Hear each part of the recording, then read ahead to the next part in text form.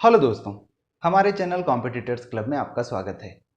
छत्तीसगढ़ सामान्य अध्ययन के तहत इस वीडियो में हम देखने वाले हैं छत्तीसगढ़ की लोक संस्कृति। बहुत सामान्य शब्दों में कहें तो लोक संस्कृति से हमारा तात्पर्य है छत्तीसगढ़ के देहातों में, गांव में रहने वाले लोगों की संस्कृति। अब संस्कृति के कई अवयव होते हैं जिनमें उनके रहन सहन, खान पान, रीति रिवाज, उनकी धार्मिक मान्यताएं, उनके लोकगीत, लोक संगीत, ऐसी बहुत सारी चीज़ें जो है संस्कृति के अंतर्गत आती हैं। आज के इस वीडियो में हम अपना ध्यान केंद्रित करेंगे लोकगीत एवं लोक नृत्य पर। तो लोकगीत जो होते हैं, हम क्या देखते हैं कि जो भी ग्रामीण अंचल है, भारत के किसी भी भाग के ग्रामीण अंचल की बात हम कर लें तो उनके पास लगभग हर मूड के गीत होते हैं। काम करने के समय के, कुछ उत्सव आदि हो रहे हैं उनके लिए, कुछ पर्व हो रहे हैं उनके लिए, विवाह आदि कुछ रस्म हो रहे हैं उनके लिए, बच्चे को सुलाना है उसके लिए, किसी को जगाना है उसके लिए, मतलब लगभग हर प्रकार के मूड के लिए उनके पास गीत जो हैं वो उपलब्ध हैं। और ये गीत ऐसे होते थे जो ये सारी चीज़ें करते करते गुनगुनाते गुनगुनाते सामूहिक रूप से लोक, जो सामूहिक लोक है उनके द्वारा गुनगुनाते गुनगुनाते ये गीतें जो हैं बन जाते थे, चल निकलते थे। पहले ये मौखिक हुआ करते थे, अब जैसे जैसे शिक्षा हो रही है, लोगों को लिपि का ज्ञान हुआ है, अब ये गीत जो है लिपिबद्ध भी होने लगे हैं। तो सबसे पहले तो हम ये देख लेते हैं कि छत्तीसगढ़ में अलग अलग मूड्स के लिए, अलग अलग टाइम्स के लिए किस किस प्रकार के लोकगीत यहाँ पर उपलब्ध हैं। चलिए, तो लोकगीत की हम बात कर रहे हैं। लोकगीत जो है लोक जीवन में सामान्य रूप से अलिखित होते हैं। सामान्य रूप से आजकल इनको लिपिबद्ध किया जा रहा है और ये व्यवहारिक रचनाएं हैं। लोकगीत जो है व्यवहारिक रचनाएं हैं। ये जो है सामूहिक अभिव्यक्ति होते हैं, सामूहिक रचना की अभिव्यक्ति होते हैं।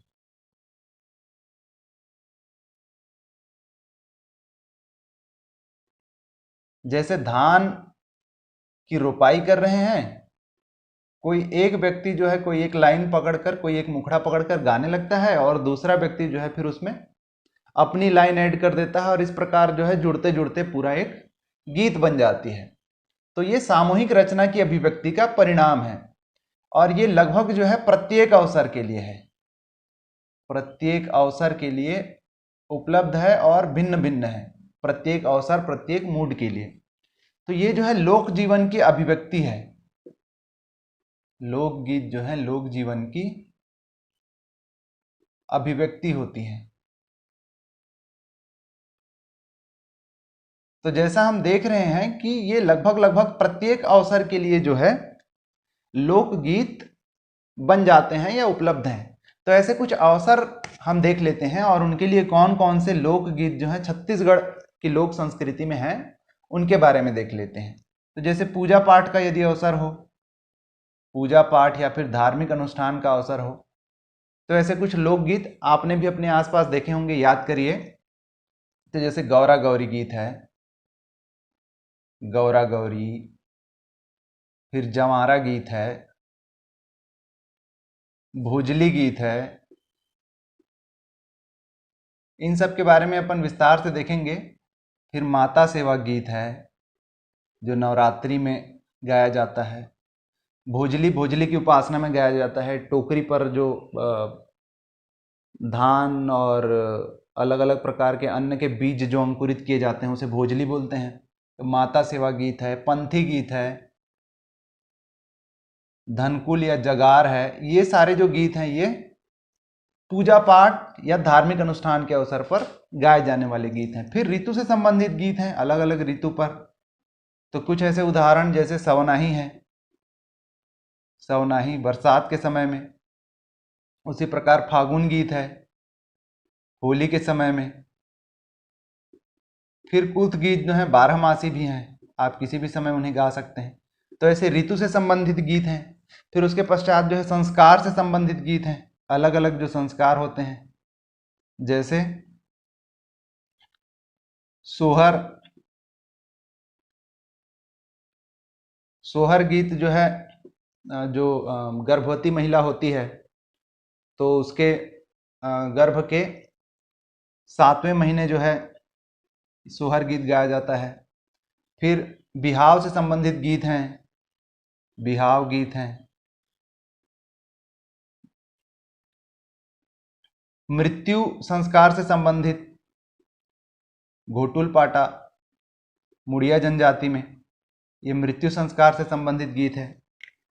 फिर उत्सव की अगर हम बात करें तो अलग अलग लोकों में अलग अलग उत्सव को लेकर, जैसे सुआ है, सुआ जो है ये सामान्य रूप से दिवाली के समय पर, दशहरा के समय पर जो है सुआ गीत और नृत्य जो है किया जाता है। छेरछेरा है, छेरछेरा त्योहार के समय पर। फिर राउत नाचा है। तो ये सारे जो हैं ये उत्सव के गीत हैं। फिर मनोरंजन के गीत जो कभी भी कहीं पर भी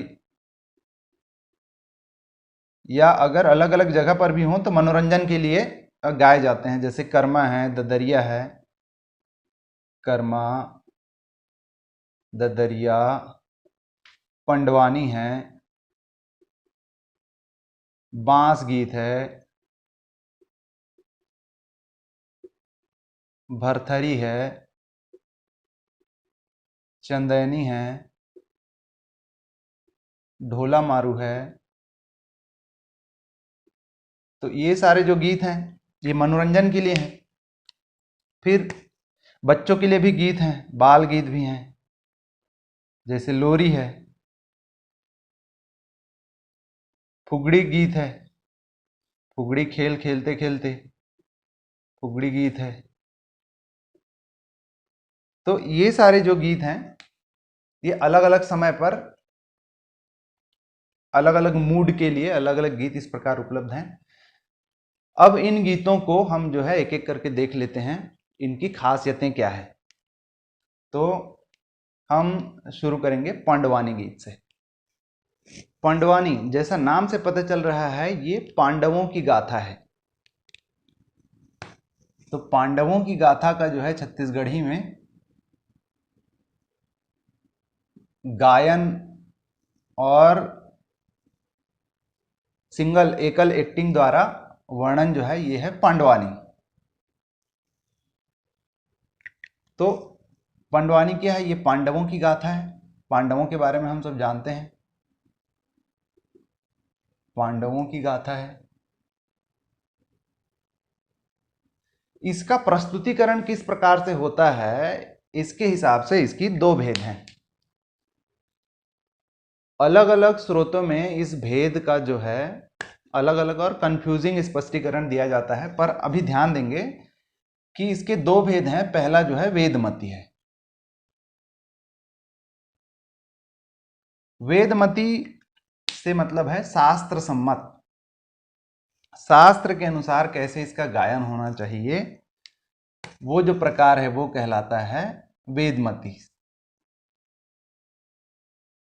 शास्त्र सम्मत इसका गायन होना चाहिए। और ये जो होता है सामान्य रूप से वेदमती जो है ये वीरासन में बैठकर प्रस्तुत किया जाता है। वीरासन में बैठकर प्रस्तुत किया जाता है, ध्यान देंगे, बैठकर प्रस्तुत किया जाता है वीरासन में। प्रमुख जो कलाकार हैं इसके वेदमती शैली के वो हैं झाड़ूराम देवांगन स्वर्गीय,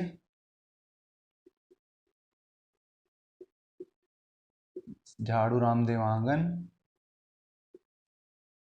आपके पूनाराम निषाद,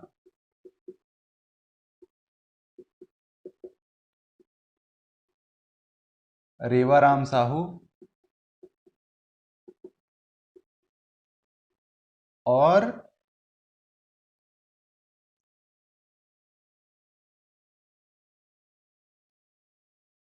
रितु वर्मा।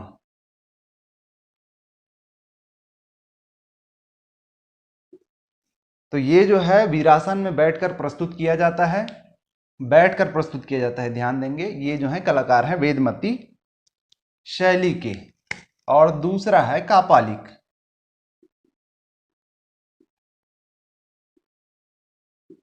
कापालिक शैली में जो है खड़े होकर एक्टिंग करके जो है आपको पांडवों की गाथा प्रस्तुत की जाती है पंडवानी के माध्यम से।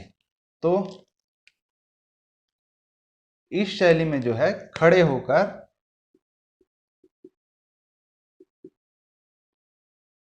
अभिनय और समय अनुसार नृत्य भी करके प्रस्तुतिकरण किया जाता है। तो ये ध्यान देंगे कि वेदमती और कापालिक में क्या अंतर है। और इस विधा की सबसे बड़ी और ख्यातलब्ध जो कलाकार हैं वो हैं पद्म विभूषण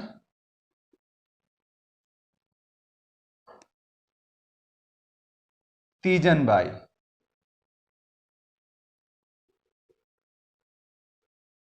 अपडेट कर लीजिएगा कि ये जो है तीजन बाई की अगर हम बात करें तो देश विदेश में ख्यातलब्ध कलाकार हैं ये पंडवानी की। तो 1988 में इनको जो है पद्मश्री मिल चुका था। 2003 में इन्हें पद्म भूषण दे दिया गया था और 2019 में इनको पद्म विभूषण सम्मान से नवाजा गया है। तो अभी वर्तमान में ये है पद्म विभूषण तीजन बाई। ये हुई पंडवानी की शैली की बात। पंडवानी में एक मुख्य कलाकार गायक के अतिरिक्त जो है, इसमें अगर कलाकारों की बात करें तो एक होता है मुख्य गायक, इसके अलावा एक होता है रागी जो कोरस जैसा होता है। गायक जब गाता है तो उसका साथ देता है। और इसके अलावा फिर होते हैं वादक। तो मुख्य वाद्य अगर हम इसमें बात करें तो मुख्य वाद्य जो होता है वो होता है तंबूरा। मुख्य वाद्य तंबूरा होता है और सहायक वाद्य में ढोलक, मंजीरे, हारमोनियम आदि जो है होते हैं। और छत्तीसगढ़ में जो पंडवानी हैं वो मुख्य रूप से सबल सिंह चौहान के द्वारा जो छत्तीसगढ़ी महाभारत लिखा गया है उस पर आधारित है। किस पर आधारित है ये? छत्तीसगढ़ में जो पंडवानी है वो आधारित है सबल सिंह चौहान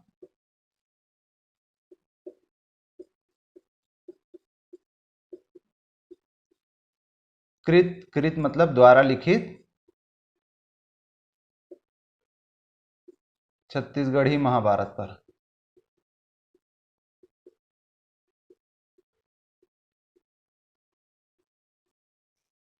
तो ये हो गई पंडवानी की बात। अलग अलग सोर्सों में वेदमती और कापालिक की अलग अलग व्याख्या दी गई है। कई जगह खड़े होकर अभिनय, नृत्य आदि को जो है वेदमती कह दिया गया है और कई जगह जो है बैठकर वाले को कापालिक कहा गया है। पर इस पर कंफ्यूज नहीं होंगे। कापालिक में समझिए ज्यादा ऊर्जा लगती है। कपाल क्रिया में जिस प्रकार ऊर्जा अधिक लगती है तो इसमें अधिक ऊर्जा लगती है। तो अधिक ऊर्जा बैठकर करने से लगेगी कि खड़े होकर नृत्य और अभिनय आदि करने से।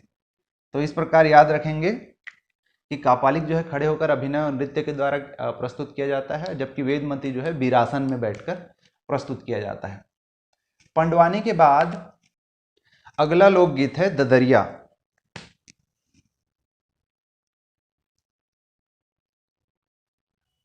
अच्छा, ध्यान देंगे हम जो कुछ लोकगीत के बारे में यहाँ पर बता रहे हैं वो लोकगीत के साथ साथ लोक नृत्य भी हैं। कुछ लोकगीत ऐसे हैं जिनमें सिर्फ गायन होता है, जैसे ददरिया, इसमें नृत्य आदि नहीं होते। पर कुछ लोकगीत ऐसे हैं जिनके साथ जो है नृत्य भी होता है। तो जब हम लोक नृत्य पढ़ेंगे तो फिर से उन्हीं चीजों को पढ़ेंगे।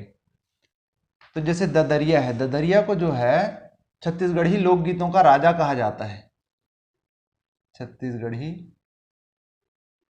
लोकगीतों का राजा, महत्वपूर्ण पॉइंट है, ध्यान रखेंगे। छत्तीसगढ़ी लोकगीतों का राजा किसे कहा जाता है? तो ददरिया को कहा जाता है। ददरिया जो है श्रृंगार प्रधान गीत है। श्रृंगार प्रधान गीत है ये, और ये सामान्य रूप से सवाल जवाब शैली में होता है। सवाल जवाब शैली, यानी या तो नायक जो है सवाल पूछ रहा है गीत के माध्यम से, पंक्ति के माध्यम से, और उसका जवाब जो है नायिका दे रही है, या फिर नायिका सवाल पूछ रही है और नायक जवाब दे रहा है। तो इस प्रकार सवाल जवाब शैली में होता है। श्रृंगार प्रधान है, यानी कि प्रेम के गीत है। युवा मन की अभिव्यक्ति होती है इसमें।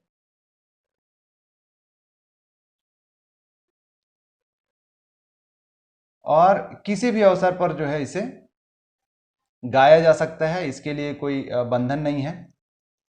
प्रमुख गायक की अगर हम बात करें, गायकों की, तो रेडियो जमाने के कुछ गायक मुझे याद आते हैं। शेख हुसैन,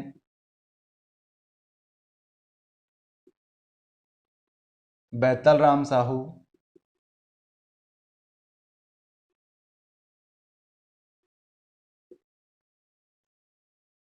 फिर अगला हम देखते हैं पंथी।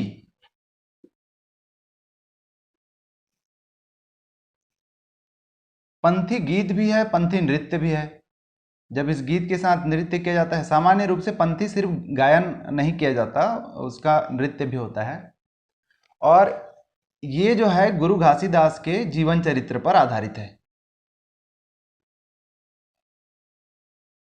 गुरु घासीदास के जीवन चरित्र पर आधारित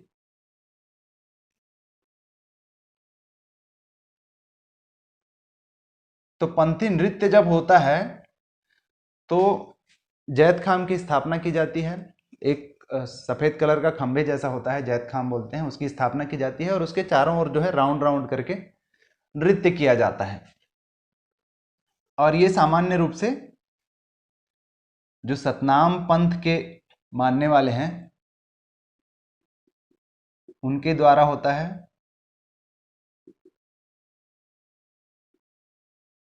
उनके द्वारा किया जाता है। इसमें एक नाम आप याद रखेंगे, इंपॉर्टेंट है, स्वर्गीय देवदास बंजारे जी का। बीएसपी में कार्यरत थे ये। इन्होंने पंथी को राष्ट्रीय अंतर्राष्ट्रीय पहचान दिलाई है। पंथी को राष्ट्रीय पहचान दिलाई है इन्होंने एक लोक नृत्य के रूप में।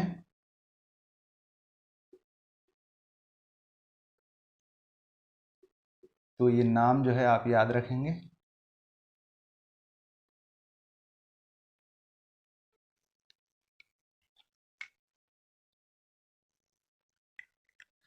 अगला जो लोकगीत है वो है सुआ गीत।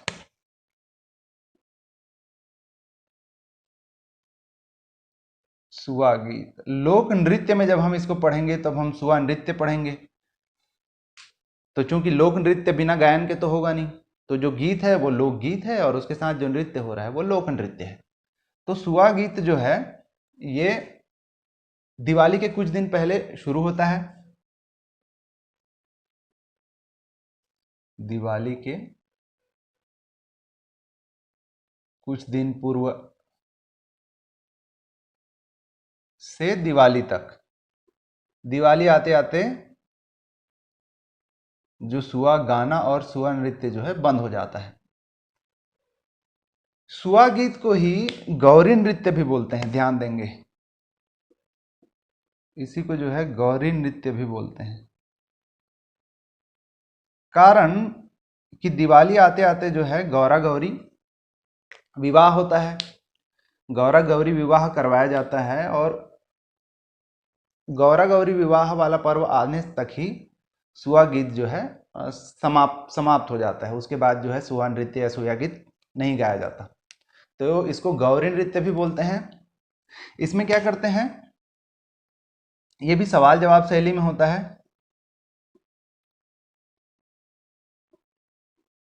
सवाल जवाब शैली में होता है। और जब हम नृत्य पढ़ेंगे यहीं पर देख लेते हैं, फिर बाद में जो है सुआ नृत्य के बारे में अलग से पढ़ने की जरूरत नहीं पड़ेगी। तो धान की टोकरी होती है, धान की टोकरी, उसमें मिट्टी के दो सुआ या जिसको हम कहते हैं तोता वो बनाकर रखे जाते हैं। टोकरी में मिट्टी के बने दो तोते रखे जाते हैं। वो जो होते हैं शिव और पार्वती, यानी कि विवाहित जोड़े, आदर्श विवाहित जोड़े के प्रतीक होते हैं। दो तोते रखे जाते हैं और उसके आसपास जो है गोल घेरा बनाकर ताली पीटते हुए सुआ गीत और सुआ नृत्य किया जाता है। आपने देखा होगा आप लोगों ने, तोते रखे जाते हैं, उसके चारों ओर गोलाई में नृत्य किया जाता है। तो ये होता है सुआ नृत्य। इसके पश्चात हम देख लेते हैं चंदैनी गायन।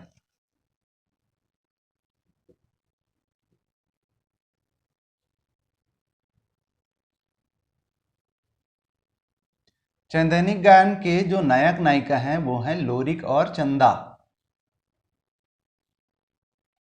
इसके नायक है लोरिक और इसकी नायिका है राजकुमारी चंदा। तो ऐसी लोक मान्यता है या ऐसी लोक गाथा है कि लोरिक जो है ये आरंग से 8 किलोमीटर दूर रीवा नामक एक गांव में रहता था। आरंग से 8 किलोमीटर दूर रीवा ये ग्राम है का निवासी। इतिहास की बात है, लोक गाथा की बात है। और जो चंदा थी वो राजकुमारी चंदा थी। ये थी राजकुमारी। कहाँ की? आरंग की।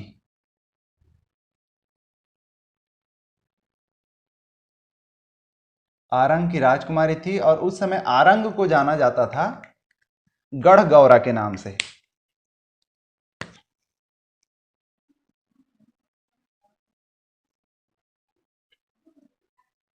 गढ़ गौरा। तो गढ़ गौरव की राजकुमारी थी राजकुमारी चंदा, और लोरिक जो है आरंग से 8 किलोमीटर दूर रीवा गांव का निवासी था।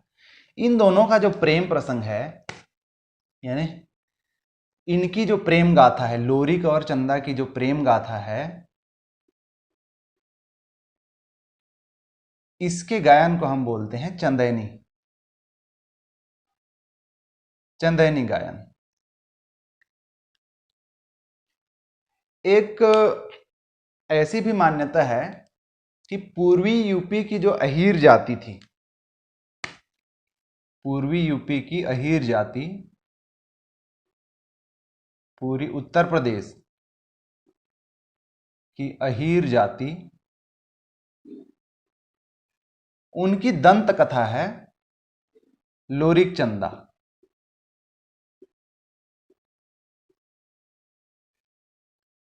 इसे जो है अहीर जाति का रामायण भी कहा जाता है। अहीर जाति का रामायण।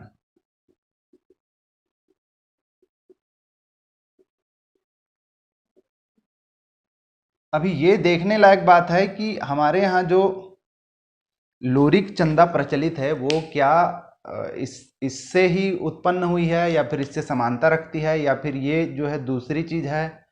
और यह ऐसा भी हो सकता है कि इसको जो है अडॉप्ट किया गया हो, इसको लिया गया हो, और लेकिन इसका जो कथानक है या फिर इसका जो प्लॉट है वो लोकल छत्तीसगढ़ का बनाया गया हो। तो ऐसी संभावनाएं हैं। पर लोरिक चंदा नाम से ही एक पूर्वी अहीर अहीर जाति की दंत कथा है जिसको अहीर जाति का रामायण भी बोलते हैं। तो वहां पर भी ये लोरिक चंदा के नाम से ही जाना जाता है। छत्तीसगढ़ में अगर इसके गायक की बात करें तो नाम याद रखेंगे चिंता दास,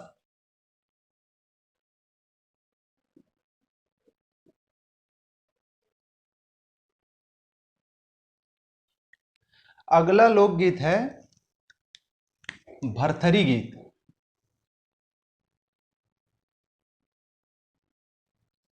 भरथरी गीत जो है राजा भरथरी और रानी पिंगला की कहानी है।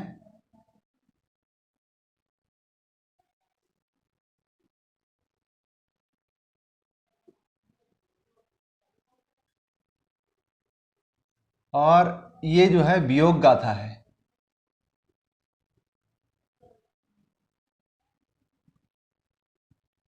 तो ऐसा क्वेश्चन भी पूछ सकता है जैसे कि प्रेम पर आधारित जो लोकगीत है वो क्या है, ददरिया। वियोग पर आधारित लोकगीत कौन सा है, भरथरी। तो अगर सही जोड़ी बनाने को बोले तो इस प्रकार के प्रश्न भी पूछ सकते हैं, आप ध्यान देंगे। तो ये राजा भरथरी और रानी पिंगला की वियोग गाथा है। और सारंगी जो है इसका, सारंगी या फिर इकतारा जो है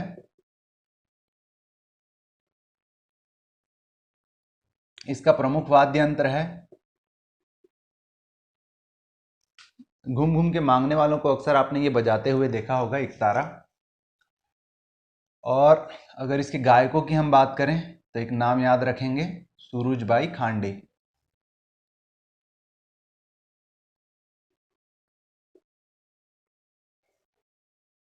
ये जो है भरथरी गायिका है। चलिए अगला है बांस गीत।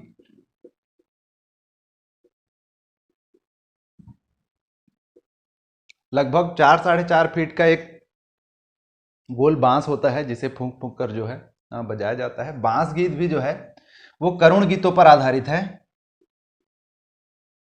करुण गीत होता है। और ये जो है सीता बसंत है, सीता माता जो हैं जब हर ली गई हैं और बसंत का मौसम आया है तो उससे संबंधित। फिर कर्ण की गाथा है, राजा मोरध्वज की गाथा है। ये सारे जो कथानक हैं वो बांस गीत के कथानक है, यानी बांस गीत के माध्यम से इनको प्रस्तुत किया जाता है गा गा कर। तो बांस गीत जो है करुण गीत है। ये सारे जो है उनके टॉपिक हैं जिनकी कथाओं पर ये आधारित है। और ये सामान्य रूप से मालिन या फिर राउत जाति में प्रचलित है।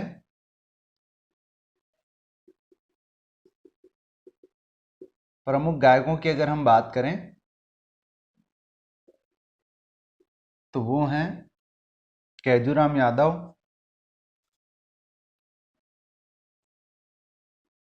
आप जो हैं ग्राम बासिन के हैं। फिर हैं आपके नुकुल यादव जो कि खैरागढ़ से हैं।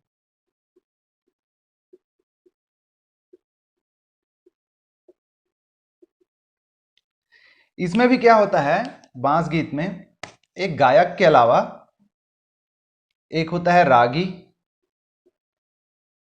जो राग मिलाता है गायक के साथ, गायक के बाद या और गायक के साथ जो है। इसके अलावा एक डेही होता है जो बीच बीच में जो है उत्साहवर्धन करता है। तो इस प्रकार से इसमें भी 3 लोग, कम से कम 3 लोग होते हैं, गायक रागी डेही। ये हुई बांस गीत की बात। उसके बाद कुछ लोकगीत ऐसे हैं जिनके बारे में आपको बताने की जरूरत नहीं है, किस समय जो है गाए जाते हैं वो आपको नाम सुन के पता चल जाएगा, जैसे लोरी है। अच्छा, फिर सधौरी की अगर हम बात करें, सधौरी और सोहर, ये दोनों जो हैं गर्भवती माता से संबंधित गीत है। इसमें जो है आप कंफ्यूज नहीं होंगे सधौरी और सोहर में। तो गर्भ के 7वें महीने, गर्भ के 7वें महीने में जो उत्सव मनाया जाता है, महिला जब गर्भवती होती है उसका 7वां महीना चल रहा होता है, तब जो उत्सव मनाया जाता है उस समय जो गीत गाई जाती है वो है सधौरी। गर्भ के 7वें महीने में उत्सव के समय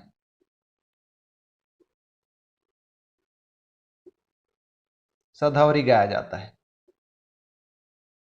और जो सोहर गीत है वो जन्म के पहले, शिशु जन्म के पहले, जन्म के पूर्व बालक हो, शिशु जो है बालक हो, ऐसी आकांक्षा, ऐसी इच्छा लेकर, यानी कि पुत्र प्राप्ति के लिए सोहर गीत गाया जाता है, पुत्र प्राप्ति के लिए सोहर गीत गाया जाता है। तो गर्भ के 7वें महीने में जो उत्सव मनाया जाता है उस समय गाया जाता है सधौरी। और शिशु जन्म के पहले जो है पुत्र प्राप्ति की कामना लिए जो गीत गाई जाती है वो है सोहर। उसके बाद जैसे जमारा गीत है, तो जमारा गीत के बारे में जानते हैं कि चैत्र नवरात्रि के समय जब जमारा निकाला जाता है तब जमारा गीत गाया जाता है। कुछ जो लोकगीत हैं वो उनके नाम से ही संबंधित हैं, जैसे जमारा है, फिर आपकी जैसे मड़ई गीत है, मड़ई गीत है, मड़ई के समय गाया जाएगा, तो जमारा निकालने के समय।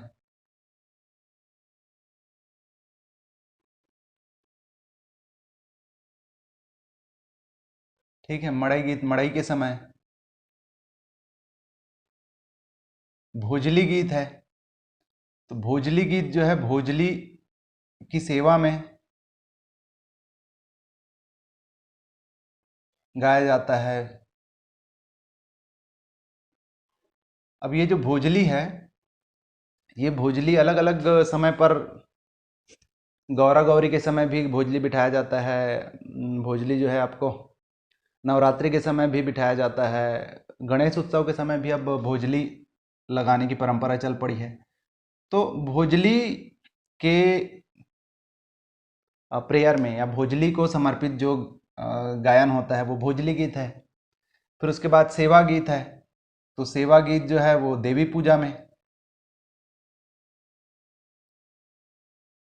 देवी पूजा या फिर दुर्गा पूजा, तो उस समय जो गीत गाया जाता है उसे सेवा गीत कहा जाता है। फिर कुछ कुछ विवाह के समय जो गीत गाए जाते हैं, जैसे भड़ौनी, भड़ौनी गीत है, तो भड़ौनी गीत जो है दूल्हे को चढ़ाने के लिए उसकी सालियों द्वारा, दूल्हे को चिढ़ाने के लिए सालियां गाती हैं सामान्यतः। ये होता है भड़ौनी गीत। फागुन, फाग गीत की अगर हम बात करें, फागुन गीत, तो फागुन गीत जो है फागुन महीने में, सामान्य रूप से होली के समय।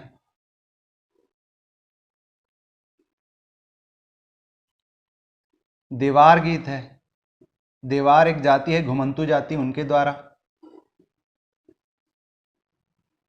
और ये जो है हास्य व्यंग से भरा होता है, ये जो गीत होता है।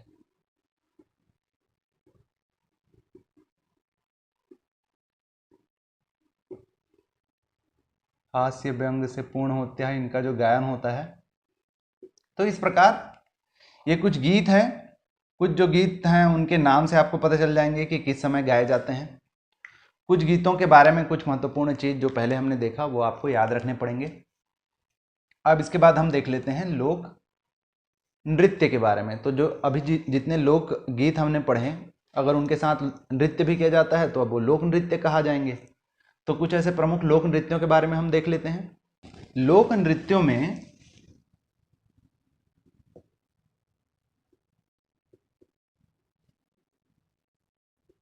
हम सुआ के बारे में देख चुके हैं, सुआ नृत्य के बारे में, पंथी नृत्य के बारे में देख चुके हैं। तो हमने देखा था कि सुआ नृत्य जो है दिवाली के अवसर पर, दिवाली के कुछ दिन पूर्व से चालू होता है और दिवाली के आते आते समाप्त हो जाता है। सुआ नृत्य जो है महिलाओं द्वारा किया जाता है। पंथी नृत्य जो है किसी भी अवसर पर, किसी भी धार्मिक अवसर पर या फिर किसी भी पर्व के अवसर पर सतनाम पंथ के युवक युवतियों द्वारा किया जाता है। तो ये जो है पंथी नृत्य में महिला पुरुष दोनों भाग लेते हैं, सुआ नृत्य में महिलाएं या युवतियां बस भाग लेती हैं। एक लोक नृत्य हम देख लेते हैं जो कि है राउत नाचा।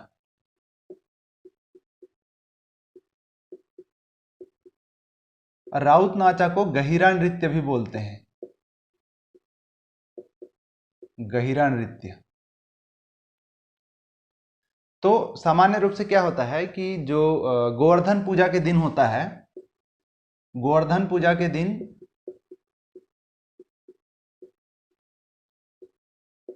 जो राउत जाति के लोग होते हैं वो पशु में एक माला जैसी माला जैसा एक बांधते हैं, जिसे हम कहते हैं सुहई। गोवर्धन पूजा पर राउत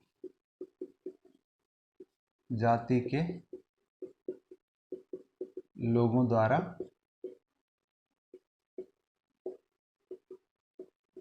पशुओं में सुहई बांधा जाता है। नाम याद रखेंगे। और उसके पश्चात जो है सामान्य रूप से शाम को राउत जाति के जो लोग होते हैं वो रैली के रूप में गली गली निकलते हैं, नाचते गाते हैं और शौर्य प्रदर्शन करते हैं। तो ये जो है तो शौर्य प्रदर्शन होता है। इसमें आपने देखा होगा नाचते नाचते जो है अलग अलग प्रकार के लाठी तलवार आदि से जो है आग आदि से शौर्य का प्रदर्शन करते हैं। तो ये हो गया राउत नाचा के बारे में। कुछ लोक नृत्य ऐसे हैं जिन्हें हम जनजातीय नृत्य के अंतर्गत पढ़ेंगे। एक मोटा मोटी अंतर हम ये समझते हैं कि ये सारे जो नृत्य हैं सामान्य रूप से छत्तीसगढ़ के बड़े क्षेत्रों में, बृहद क्षेत्रों में जो है जनजाति विशेष ना हो करके बहुत से लोगों द्वारा परफॉर्म किया जाता है। जैसे सुआ या पंथी नृत्य की अगर हम बात करें, पर जब हम जनजातीय नृत्य या जनजातीय गीत के बारे में पढ़ेंगे तो वो कुछ एक निश्चित जनजाति के लोगों द्वारा ही परफॉर्म किए जाते हैं, इसलिए उनको हम अलग से पढ़ेंगे। तो ये हमने देखे लोक नृत्य और लोकगीत के बारे में। अब हम देख लेते हैं लोक नाट्य के बारे में। तो जैसे लोकगीत और लोक नृत्य में क्या हो रहा है कि लोकगीत में गायन हो रहा है, नृत्य में नृत्य हो रहा है। लोक नाट्य में नाटक की भांति, नाटक जो विधा है उसकी भांति नृत्य गायन, इसके साथ ही किसी कथानक पर, किसी प्लॉट पर जो है अभिनय भी प्रस्तुत किया जाता है, उसके द्वारा कथा प्रस्तुत की जाती है। तो उसे हम कहेंगे लोक नाट्य। तो लोक नाट्य में जो है संगीत भी होता है, नृत्य भी होता है, अभिनय भी होता है।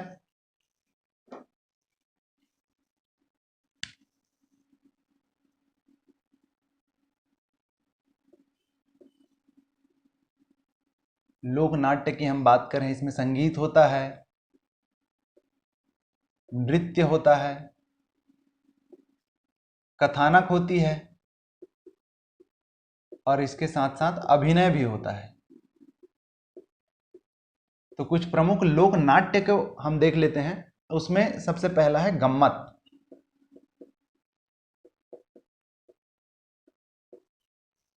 तो गम्मत जो होता है वो लोक नाट्य का ऐसा स्वरूप है जिसमें जो कथानक होता है वो व्यंग और हास्य से भरा पूरा रहता है। तो ये जो विधा है हास्य व्यंग युक्त है।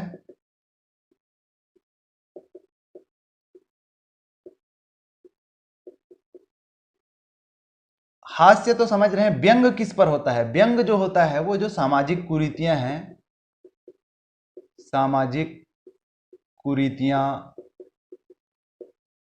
या वर्तमान पॉलिटिकल जो परिदृश्य है उस पर भी हो सकता है। बुराइयां, सामाजिक जो बुराइयां हैं उन पर, जो रूढ़िवादिता है,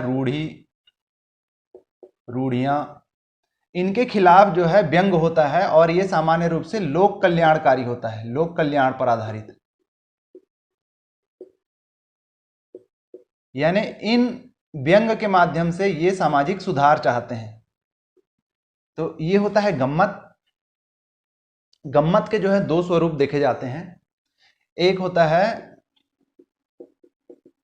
दो स्वरूप देखते हैं गम्मत के। पहला जो स्वरूप होता है वो होता है बैठक गायकी। तो जो गायन होता है इसमें वो बैठक के द्वारा होता है, बैठकर होता है। और इसको सामान्यतः हम रतनपुरिया गम्मत के नाम से जानते हैं। रतनपुर में प्रचलित है इसलिए रतनपुरिया गम्मत। और दूसरा होता है खड़ी गायकी।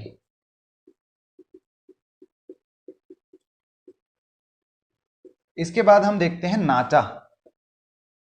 तो बहुत बार क्या होता है कि नाचा और गम्मत में होता है कंफ्यूजन। नाचा जो है छत्तीसगढ़ की सर्व प्रमुख लोक नाट्य है। ये जो है सबसे ज्यादा लोकप्रिय और पहले नंबर पर, लोकप्रियता के क्रम में पहले नंबर पर आने वाला लोक नाट्य है। तो ये जो है छत्तीसगढ़ का सर्व प्रमुख लोक नाट्य है।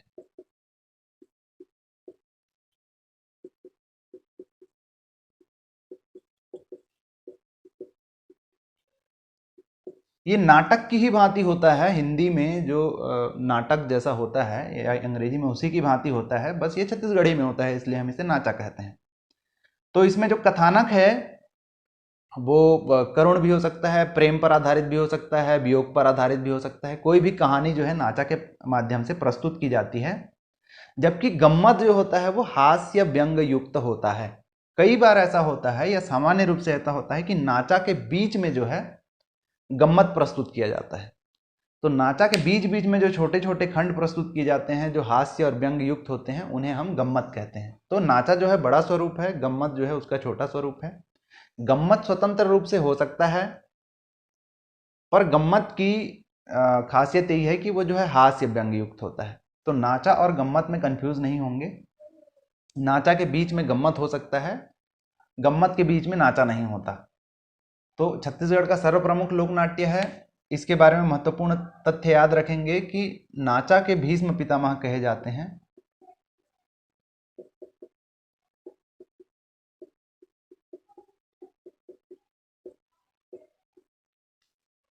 दुलार सिंह मंद्रा जी।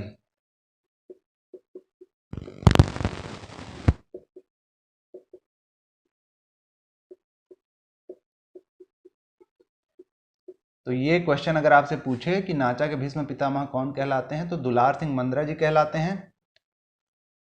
और ये नाचा जो है छत्तीसगढ़ की सर्वप्रमुख लोक नाट्य है।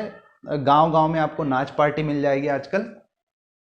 और जो सामाजिक कार्यक्रम होते हैं जैसे छठी आदि है, विवाह आदि, या गणेश या नवरात्रि के समय, तो नाचा जो है आपको जगह जगह पर होते छत्तीसगढ़ में आसानी से दिख जाएंगे। तीसरी जो विधा है वो है रहस। तो रहस जो है रास लीला का छत्तीसगढ़ी वर्जन है। कृष्ण की जो रास लीला है जो ब्रज में प्रचलित है उसका छत्तीसगढ़ी वर्जन है। छत्तीसगढ़ में ये कैसे आया, कब आया, इस पर हम चर्चा नहीं करेंगे। तो इसके भी दो रूप होते हैं, रहस के भी। एक होता है जिस प्रकार गम्मत के दो स्वरूप होते हैं उसी प्रकार रहस के भी दो स्वरूप होते हैं। एक होता है बैठ साज,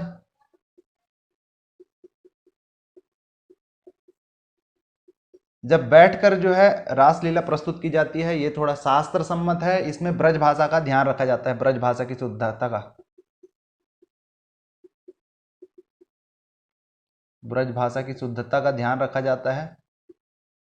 तो एक हिसाब से ऐसा मान सकते हैं कि रासलीला का ये जो है साहित्यिक स्वरूप है, शास्त्र सम्मत स्वरूप है, ब्रज भाषा की शुद्धता का ध्यान रखते हैं, बैठकर प्रस्तुत किया जाता है। जबकि जो खड़े साज है रासलीला का,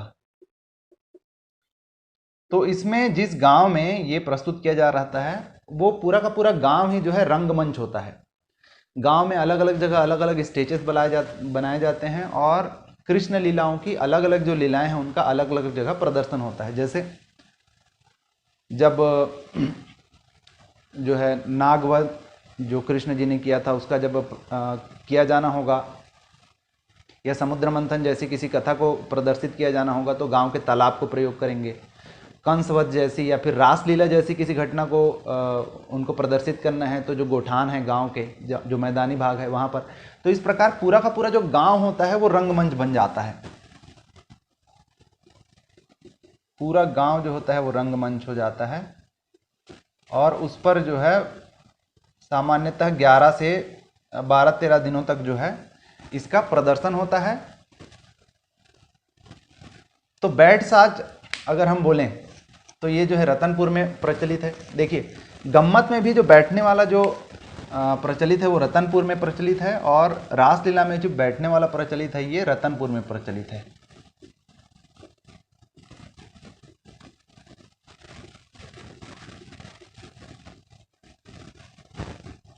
तो इस प्रकार से रहस्य से रिलेटेड एक दो टर्म्स याद रखेंगे कि उसका जो रंगमंच होता है रासलीला का, ये रहस्य का जो रंगमंच होता है, इस रंगमंच को कहा जाता है बेड़ा। रंगमंच कहलाता है बेड़ा। और पूरी जो कथानक होती है उसकी जो व्याख्या कर रहा होता है, आगे क्या होने वाला है, क्या हो रहा है, इसकी जो व्याख्या करता है, यानी जो कथावाचक या फिर व्याख्याकार है, रहस्य का वो कहलाता है रासदारी।